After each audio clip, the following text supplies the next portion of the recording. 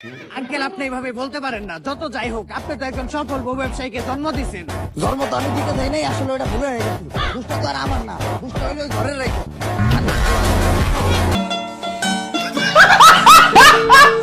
So hey, what's up guys, it's me Jay Shimata and welcome back to my channel. Fresh video তোমাদেরকে সকলকে স্বাগতম জানাই। আজকে কিছু ধামাকাদার হবে, তো শুরু করা যাক আমাদের কাপল ভিডিও নিয়ে। এই সময় কম, শুরু করো। একজন সফল বউ ব্যবসায়ী হয়ে ওঠার গল্পটা যদি একটু বলতেন।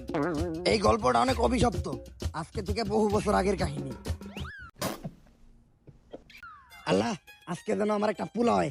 আমার স্বপ্ন, আমার একটা পোলা হইলে আমি ওরে মুকেশ আম্বানির মতো বড় ব্যবসায়ী বানামু। আমিন। কংগ্রাচুলেশন, আপনার জেলে সন্ধান হইছে। আলহামদুলিল্লাহ, আমার দোয়া কবুল হইছে। কিন্তু একটা সমস্যা আছে, ওর রিপোর্ট দেখে যেটা বুঝতে পারলাম, ওর মাথায় তো ব্রেন নাই, ব্রেনের জায়গায় গু আছে। আর ওর মাথার জায়গায় পাছা, আর পাছার জায়গায় মাথা। আর এটা থেকে বোঝা যায় ওর কোনো লজ্জা শরম থাকবো না। বড় হওয়ার পর ও একটা নির্লজ্জ বিহায় হইব।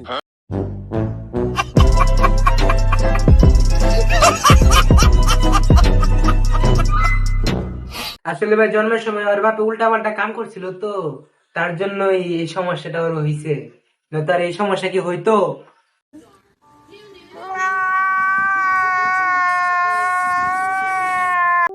ভাই, দর্শক জানতে চাই আপনার এই সফলতার পিছনে আপনার বউয়ের অবদান কতটুকু?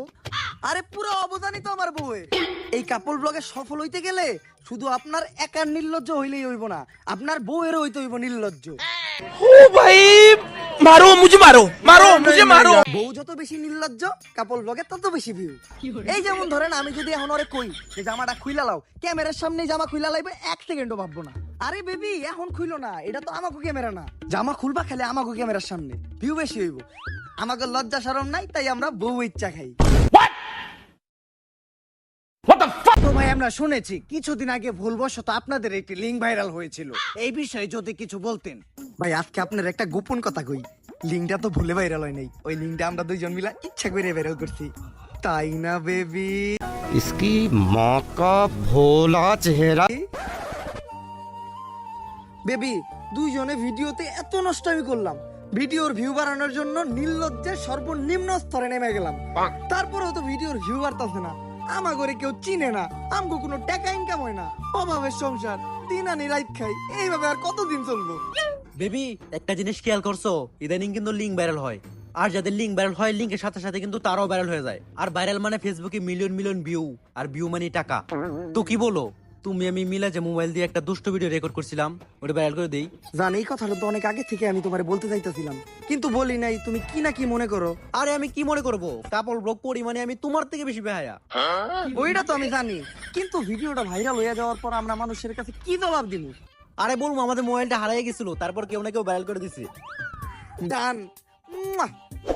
ওই যে ভাই কিছুদিন আগে একটা লিঙ্ক ভাইরাল হয়েছিল না, 3 মিনিট 31 সেকেন্ডের, জান্নাত তোহা নাম বলে দিলাম, সেম ওই জিনিসটা ঘটনাটা ফুটে তুলছে।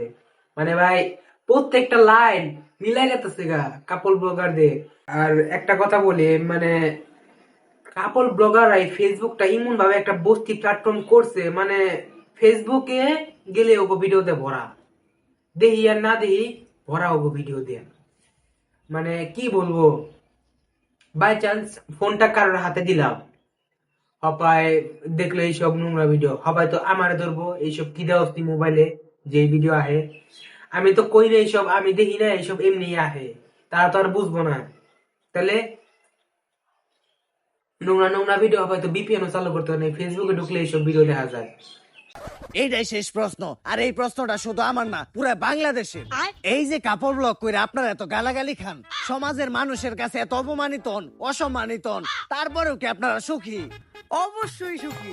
আমার তো মনে হয় এই দুনিয়াতে আমাদের মতো সুখী অন্য কেউ নাই।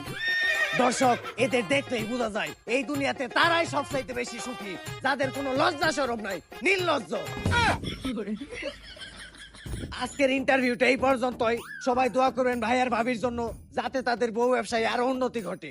দেখা হবে পরবর্তী। তো গাইস, আজকের ভিডিও এই পর্যন্তই। আমরা মিলবো কোনো আরেকদিন আরেক ভিডিওতে। ততদিন সবাই সুস্থ থেকো, ভালো থেকো। তো